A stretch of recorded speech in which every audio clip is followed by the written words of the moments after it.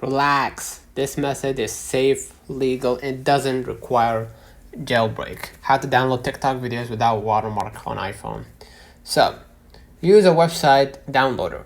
Let's copy first a link from TikTok to download. So I'm gonna hit share for this video and copy the link before you share it, across DMs or whatever, or different social medias. Okay, go ahead to your browser and search or go to SSTick.io, SSTick.io, or snaptick.app, musicallydown.com. Okay, paste the link. Okay, close this ad. Paste the link. Okay, and hit download without watermark. Okay, so I'm gonna hit without watermark.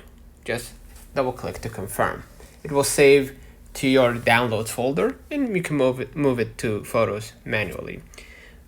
Okay, so don't use it to repost other people's content without permission.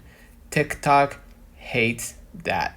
Okay, let me know in the comments if this video helped you. Don't forget to like and subscribe. See you in the next one.